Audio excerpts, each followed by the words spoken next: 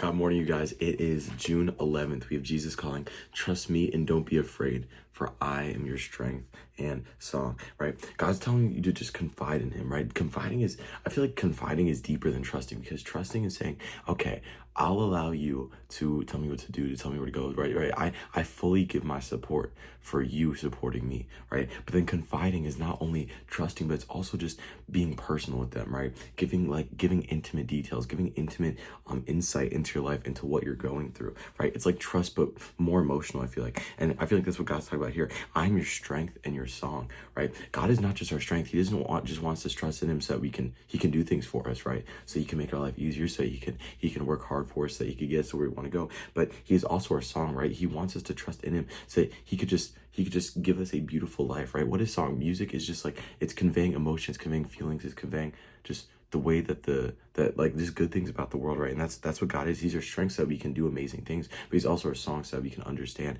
and we can live a beautiful life, right? Do not let fear dissipate your energy. Instead, invest your energy into trusting me and singing my song, right? Singing God's song. That's singing to the tune of Jesus, right? That's reading the Bible and understanding what it means to truly be Christian, going out there and singing that to the world, letting people know just how good Jesus is, right? Like, I see some of these people on the street with the bullhorn just screaming about how you're going to hell, right? You do this, you're going to hell. You do that, you're going to hell. Nowhere in the Bible did I see Jesus doing that. Nowhere in the Bible have I ever seen Old Testament or New Testament God glorifying that kind of behavior. No, it's never supposed to be like that. You're supposed to come at it from an angle of brotherly love, and that's what God's saying here, is singing his song, right? Singing God's song. And how can you sing a song? You can do it right verbally. You can go out there and you can actively do it, or you could just do it like internally, right? You can sing a song in your own life, and then other people can see that, other people can hear that, other people can see how you're living and be inspired, right? One of the best ways to bring people to Jesus, to bring people to God, is by actually living a godly life. And people will look at you and say, how are they so at peace? How are they so happy? How are they not depressed? How are they so successful? How do they live such an amazing, bountiful life? How are they this peaceful? How are they this joyous, right? And if you respond with one answer, God, Jesus, that's going to incite so much curiosity. And that could be a beautiful way to sing God's song. The battle for control over your mind is fierce, and years of worry have made you vulnerable to the enemy. That's so true, guys. Now more than ever, it is so easy for our heads to get lost, right? Therefore, you need to be vigilant in guarding your thoughts. Our thoughts are like, it's the gateway. It's like the gateway drug into hell, right? Because we have that free will that God gave to us. And with that free will, you can think whatever we want. And those thoughts become actions, then we can do whatever we want. And those actions become habits, and then we can sin whatever we want, wherever we want, however we want. So we have to be careful to go to the root in our thoughts. If we keep our thoughts on God and good things, then we will only be having good actions and then good habits. And then that's going to just be glorifying God. It's going to be singing God's song and growing his strength. Or we could go the other route and sin.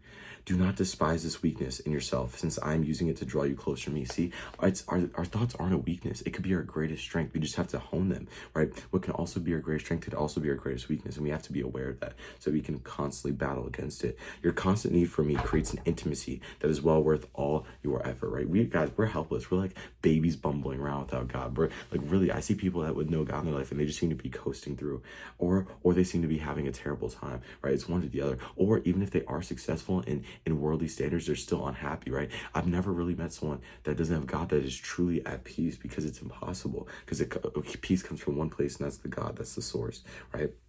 You are not alone in this struggle for your mind. My spirit living within you is ever ready to help you in striving.